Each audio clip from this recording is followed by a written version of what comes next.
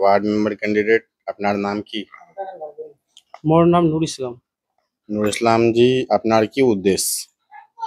মোর উদ্দেশ্য মই মানে এইটো মানে আমাৰ 95 নং মধ্য মধুসূদন মাইতি আমাৰ গাঁও পঞ্চায়তৰ মানে 8 নং ৱাৰ্ডৰ মেম্বাৰ হিচাপে মই ওয়াৰ্ড নাম্বাৰ 8। মই থিয় দিছোঁ যে মই গৰীব দুখীয়াৰ কাৰণে মই সেৱা কৰিবৰ কাৰণে মই থিয় দিছোঁ। প্ৰতিটা ভোটাৰৰ মই মত বিনিময় কৰিছিলোঁ, তেখেতৰ দুখবিলাক মই ভাগ লৈছিলোঁ। আৰু কি সমস্যা? ৰাস্তা ঘাট, ড্ৰেনেজ?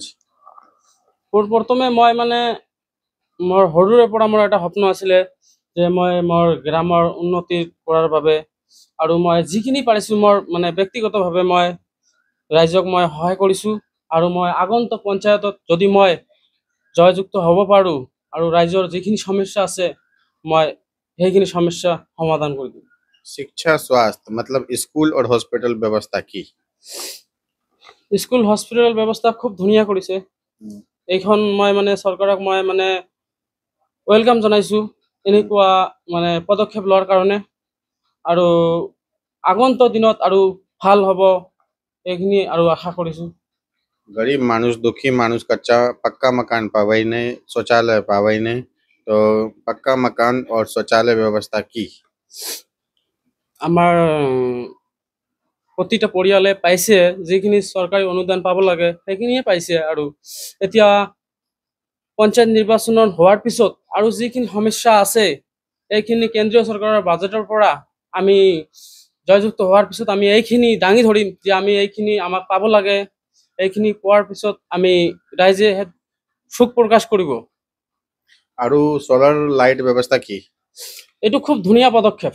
এতিয়া মানে কাৰেণ্টৰ মানে APDCL যিখিনি বিল আহিছে, এতিয়া যদি চলাৰটো মানে সংযুক্ত কৰে তেনেহ'লে বিলটো আৰু নাহে।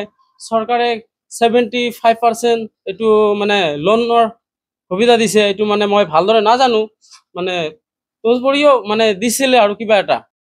মানে খোৱা পানী व्यवस्था की? আপনার पंचायत अंतर्गत मधुसूल मारी तिमारी अंतर्गत खवा पानी व्यवस्था की? वार्ड नंबर 8 अंतर्गत खवा पानी व्यवस्था की? প্ৰতিটা ঘৰে ঘৰে কানেকশ্যন পাইছে আৰু এই কানেকশ্যনৰ ওপৰত গোটেই ৰাইজে উপকৃত আৰু মই নিজেও উপকৃত। আৰু এনেকুৱা পদক্ষেপ খুব ভালে কৰিছে। আৰু যিখিনি মানে ৰাইজে পোৱা নাই জল জীৱন মিছনৰ সেইখিনি অতি সোনকালে পাব লাগে, এইটো মোৰ পৰা মই মানে আহ্বান জনাইছোঁ। আৰু আপনাৰ पंचायत अंतर्गत राशन कार्ड, वृद्धा पेंशन व्यवस्था की?